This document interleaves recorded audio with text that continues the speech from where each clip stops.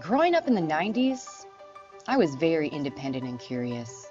Some adults would call me a tomboy because I wasn't as interested in dolls and playing house as other little girls. I would rather be outside or playing video games. I watched cartoons like any other kid, but my favorite pastime has always been learning. Every chance I get, I learn something new. I remember waking up early on Saturday mornings to watch educational programming like Bill Nye the Science Guy or Kratz Creatures. Some of my earliest memories are of watching Marty Stouffer's Wild America on PBS with my parents. I love animals, nature, and science.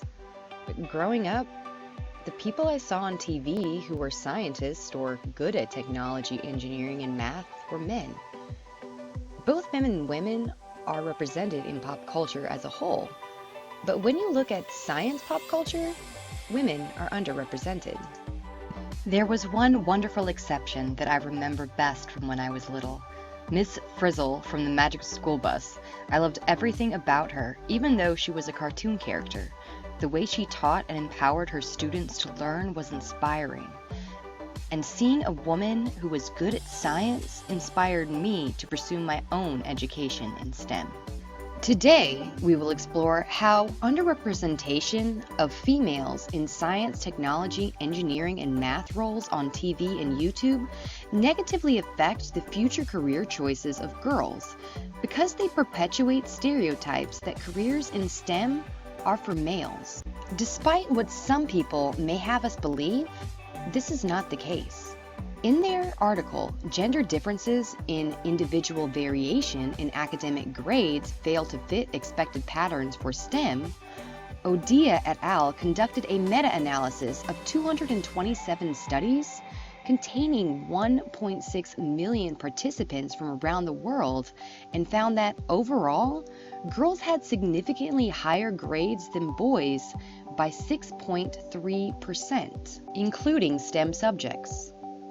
The future of the human race is dependent upon our ability as a species to solve problems with science, technology, engineering, and math. Women make up half of the world's population, but according to a recent research study conducted by the Lida Hill Foundation and Gina Davis's Institute on Gender in Media, men outnumber women almost 2 to 1. According to the National Science Foundation, in 2015, women constituted only 28% of workers in STEM occupations, although they accounted for half of the college-educated workforce overall.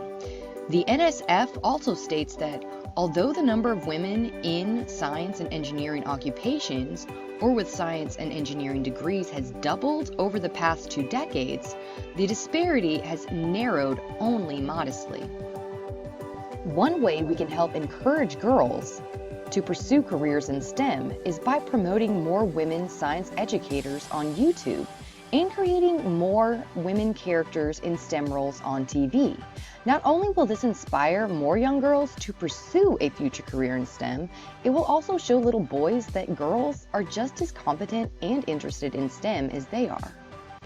The Gina Davis Institute on Gender in Media recently conducted a survey of women in college aged about 18 to 24 and found that 82.7% of respondents said that showing females in STEM roles in media was important to them. The percentages of girls and women who say each character inspired them to pursue STEM can be seen here. According to another study conducted by 21st Century Fox, Gina Davis Institute on Gender and Media, and J. Walter Thompson Intelligence, nearly 2/3 of women working in STEM today say that Scully from the X-Files served as their personal role model and increased their confidence to excel in a male-dominated profession. So like the tagline for Gina Davis Institute says, if she can see it, she can be it.